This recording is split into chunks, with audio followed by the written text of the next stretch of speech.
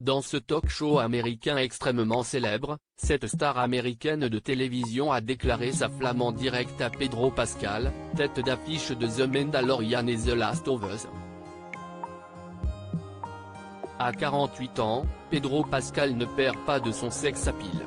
Depuis quelques années, sa popularité ne fait d'ailleurs que de grimper, notamment grâce à ses rôles dans The Mandalorian et The Last of Us.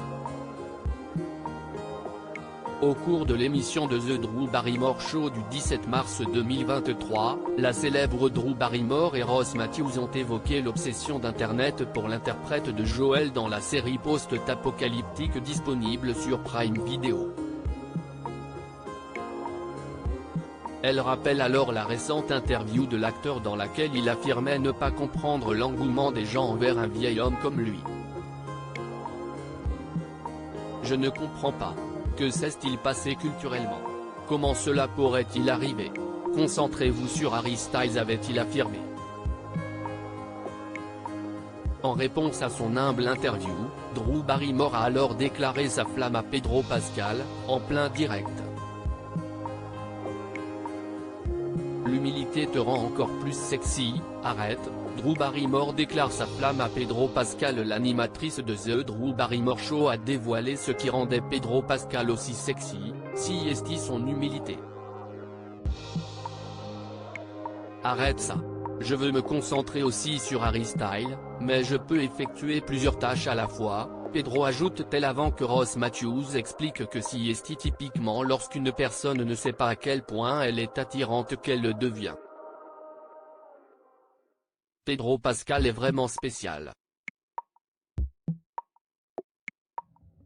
Je comprends cet engouement pour lui, poursuit-elle. @The Drew Barrymore Show #Pedro Pascal not knowing that is what makes him even hotter, the original sound, The Drew Barrymore Show The Last of Us. Comment réagit Pedro Pascal aux commentaires négatifs de certains fans? Dans une interview accordée à Microsoft Start, Pedro Pascal a révélé ne pas s'être attardé sur les réactions, positives ou négatives, des fans par rapport à la saison 1 de The Last of Us. Il a préféré ne pas les lire, non pas parce qu'il s'en fiche, mais parce qu'il avait du mal à réaliser que la diffusion était déjà terminée. Je me sens protégé de la conversation, d'une certaine manière. Et je pense que personnellement, je n'étais pas vraiment prêt à ce que cela se termine, donc j'ai gardé mes distances par rapport à la fin, d'une certaine manière. Je suppose que je ne me renseigne pas réellement sur ce que pensent les gens, mais cela n'a pas été trop difficile pour moi. Personne ne m'a crié dessus dans la rue ou ne m'a dit « Comment as-tu pu faire ça ?» À lire aussi The Mandalorian, Pedro Pascal est-il vraiment dans le costume de Mando? Article écrit en collaboration avec 6 Médias.